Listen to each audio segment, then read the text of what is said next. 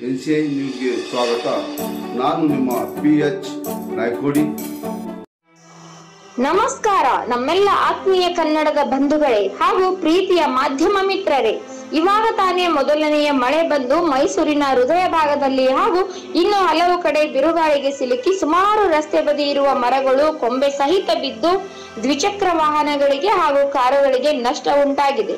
ಈ ವಿಷಯಕ್ಕೆ ಸಂಬಂಧಪಟ್ಟ ಹಾಗೆ ನಾವು ನಮ್ಮ ಮೈಸೂರು ಹೃದಯವಂತ ಕನ್ನಡಿಗರ ಬಳಗದಿಂದ ಸುಮಾರು 2 ವರ್ಷಗಳಿಂದ ಅರಣ್ಯ ಅಧಿಕಾರಿಗಳಿಗೆ, ನಗರ ಪಾಲಿಕೆ ಅಧಿಕಾರಿಗಳಿಗೆ ಹಲವು ಬಾರಿ ದೂರು ನೀಡಿದರೂ ಸಹ ಕಾಟಾಚಾರಕ್ಕೆ ಬೇಕಾಬಿಟ್ಟಿ ಕೆಲಸ ಮಾಡಿದ್ದಾರೆ. ಆದರೆ ಕೆಲವು ಪ್ರಮುಖ ರಸ್ತೆಗಳಲ್ಲಿ ಒಣಗಿದ ಮರದ ಕೊಂಬೆಗಳನ್ನು ತೆರವುಗೊಳಿಸದೆ ಬೇಜವಾಬ್ದಾರಿಯಿಂದ ವರ್ತಿಸುತ್ತಿದ್ದಾರೆ.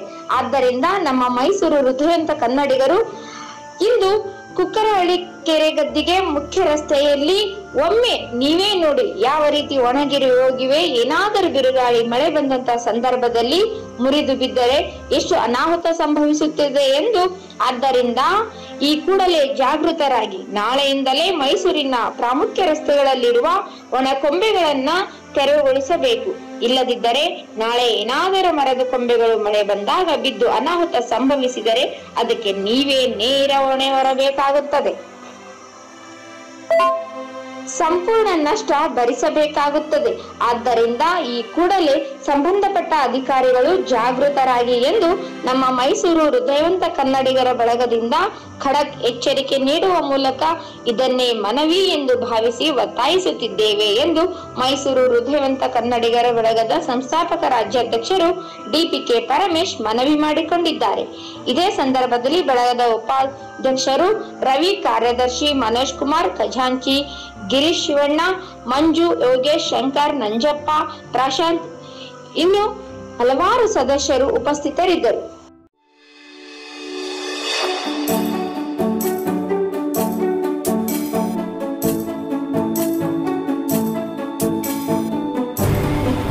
ನಮಸ್ಕಾರ ಆತ್ಮೀಯ ಕನ್ನಡದ ಬಂಧುಗಳೇ, ನಾವು ಮೈಸೂರು ಹೃದಯವಂತ ಕನ್ನಡಿಗರ ಬಳಗದಿಂದ ಜಲ ಜಾಗೃತಿ ಕಾರ್ಯಕ್ರಮ ಹಾಗೂ ಸರ್ಕಾರಿ ಸಂಬಂಧಪಟ್ಟಂತ ಅಧಿಕಾರಿಗಳಿಗೆ, ನಗರ ಪಾಲಿಕೆ ಅಧಿಕಾರಿಗಳಿಗೆ, ಅರಣ್ಯ ಸಂಬಂಧಪಟ್ಟಂತ ಅಧಿಕಾರಿಗಳಿಗೆ ಚೀಮಾರಿ ಹಾಕುವುದರ ಮೂಲಕ ನಮ್ಮ ಆಕ್ರೋಶವನ್ನು ಹೊರಹಾಕ್ತಾ ಇದ್ದೇವೆ. ಕಾರಣ ಏನಪ್ಪ ಅಂದ್ರೆ, ಎಲ್ಲ ಒಣ ಮರಗಳು, ಎಲ್ಲ ಒಣಗೋಗಿದ್ದ ಮರಗಳು ಸಾರ್ವಜನಿಕರಿಗೆ, ವಾಹನ ಸವಾರರಿಗೆ, ಪಾದಚಾರಿಗಳಿಗೆ ಮಳೆ ಗಾಳಿ ಬಂದಂತ ಸಂದರ್ಭದಲ್ಲಿ ಆ ಕೊಂಬೆಗಳೇನಾದ್ರೂ ವಾಹನ ಸವಾರರ ಮೇಲೆ ಬಿದ್ದರೆ ಇದಕ್ಕೆ ಹೊಣೆ ಯಾರು? ಅವ್ರ ಕುಟುಂಬಕ್ಕೆ ಹೊಣೆ ಯಾರು? ಪ್ರಾಣ ಅಪಾಯ ಏನಾದ್ರು ಸಂಭವಿಸಿದ್ರೆ ಸಂಬಂಧಪಟ್ಟಂತವ್ರಿಗೆ ಸುಮಾರು ನಗರ ಪಾಲಿಕೆ ಆಯುಕ್ತರಿಗೆ ಮನವಿ ಕೊಟ್ಟಿದ್ದೇವೆ ಹಾಗೂ ಅರಣ್ಯ ಅಧಿಕಾರಿಗಳಿಗೆ ಮನವಿ ಕೊಟ್ಟಿದ್ದೇವೆ. ಮನವಿ ಕೊಟ್ಟು 1 ವರ್ಷ ಆಗಿದೆ. ಇವ್ರು ಯಾವ ಆಧಾರದ ಮೇಲೆ ನಾವೆಲ್ಲ ಕಟ್ಟುವಂತ ತೆರಿಗೆಯಲ್ಲಿ ಸಂಬಳ ತಗೊಂಡು ಇವರು AC ರೂಮ್ ಅಲ್ಲಿ ಕೂತ್ಕೊಂಡಿದ್ದಾರೆ. ಇವ್ರಿಗೆ ನಾಳೆ ಏನಾದ್ರು ಮಳೆ ಬಂದು ವಾಹನ ಸವಾರರಿಗೆ ಯಾರ ಕುಟುಂಬದ ಮೇಲೆ ಮಹಿಳೆಯರ ಆ ಮೇಲೆ ಏನಾದ್ರು ಕೊಂಬೆಗಳು ಮುರಿದು ಬಿದ್ದಂತ ಸಂದರ್ಭದಲ್ಲಿ ಅನಾಹುತಗಳು ಸಂಭವಿಸಿದ್ರೆ ಅವ್ರ ಕುಟುಂಬಕ್ಕೆ ಹೊಣೆ ಯಾರು? ದಯಮಾಡಿ ನಮ್ಮ ಮೈಸೂರು ಹೃದಯವಂತ ಕನ್ನಡಿಗರ ಬಳಗದಿಂದ ಇದು ನೋಡಿ, ಕುಕ್ಕರಹಳ್ಳಿ ಕೆರೆ ನೋಡಿ, ಇದು ಗದ್ಗೆಗೆ ಹೋಗುವಂತ ರಸ್ತೆ. ಅದಕ್ಕೆ ಬಹಳ ಬೇಸರವಾಗ್ತಾ ಇದೆ.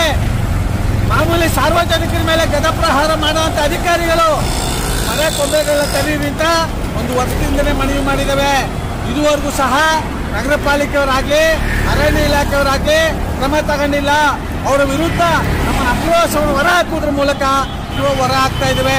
ಜೈ ಕನ್ನಡಾಂಬೆಗೆ, ಜೈ ಕನ್ನಡ ಮಾತೆಗೆ ಬೇಕೇ ಬೇಕು, ಬೇಕೇ ಬೇಕು. ಅರಣ್ಯ ಅಧಿಕಾರಿಗಳಿಗೆ, ಅರಣ್ಯ ಅಧಿಕಾರಿಗಳಿಗೆ, ನಗರ ಪಾಲಿಕೆ ಅಧಿಕಾರಿಗಳಿಗೆ, ನಗರ ಪಾಲಿಕೆ ಅಧಿಕಾರಿಗಳಿಗೆ, ಬೇಜವಾಬ್ದಾರಿ ಅಧಿಕಾರಿಗಳಿಗೆ ಬೇಕೇ ಬೇಕು, ಬೇಕೇ ಬೇಕು, ಬೇಕೇ ಬೇಕು. ಭ್ರಷ್ಟ ಅಧಿಕಾರಿಗಳಿಗೆ, ಭ್ರಷ್ಟ ಅಧಿಕಾರಿಗಳಿಗೆ, ನಗರ ಪಾಲಿಕೆ ಅಧಿಕಾರಿಗಳಿಗೆ, ಅರಣ್ಯ ಅಧಿಕಾರಿಗಳಿಗೆ ಬೇಕೇ ಬೇಕು, ಬೇಕೇ ಬೇಕು. ಈ ಮೂಲಕ ನಮ್ಮ ಆಕ್ರೋಶವನ್ನ ಹೊರಹಾಕಿದ್ದೇವೆ. ನೋಡಿ, ಸಾಮಾಜಿಕ ಜಾಲತಾಣವನ್ನು ವೀಕ್ಷಣೆ ಮಾಡಿದಂತ ನಗರ ಪಾಲಿಕೆ ಅಧಿಕಾರಿಗಳು, ಅರಣ್ಯ ಭವನ ಅಧಿಕಾರಿಗಳು ಒಳ್ಳೆ ಜಾಗೃತರಾಗಿ ಮೈಸೂರಿನಲ್ಲಿ ಪ್ರಮುಖ ರಸ್ತೆಗಳಲ್ಲಿ ಮರಗಳು ಒಣಗಿ ಕೊಂಬೆಗಳು ಬೀಳುವ ಹಂತದಲ್ಲಿದೆ. ಆಗುವ ಅನಾಹುತಗಳನ್ನ ತಪ್ಪಿಸ್ಬೇಕು ಅಂತ ನಮ್ಮ ಮೈಸೂರು ಹೃದಯವಂತ ಕನ್ನಡಿಗರ ಬಳಗದಿಂದ ಆ ಕೊಂಬೆಗಳೆಲ್ಲ ಯಾವ ಮಟ್ಟಿಗೆ ಒಣಗೋಗಿದೆ, ಮುಂದೆ ಏನಾದರೂ ಅನಾಹುತ ಸಂಭವಿಸಿದ್ರೆ ನಗರ ಪಾಲಿಕೆ ಅಧಿಕಾರಿಗಳು ಹಾಗೂ ಅರಣ್ಯ ಅಧಿಕಾರಿಗಳು ನೇರ ಹೊಣೆ ಅಂತ ಹೇಳ್ತಾ ನಾನು ಮಾತನ್ನ ಸಮರ್ಪಿಸ್ತಾ ಇದ್ದೀನಿ. ಜೈ ಕನ್ನಡ ಮಾತಿಗೆ, ಜೈ ಕನ್ನಡ ಮಾತಿಗೆ, ಜೈ ಭುವನೇಶ್ವರಿಗೆ. ನಮಸ್ಕಾರ, ಧನ್ಯವಾದಗಳು.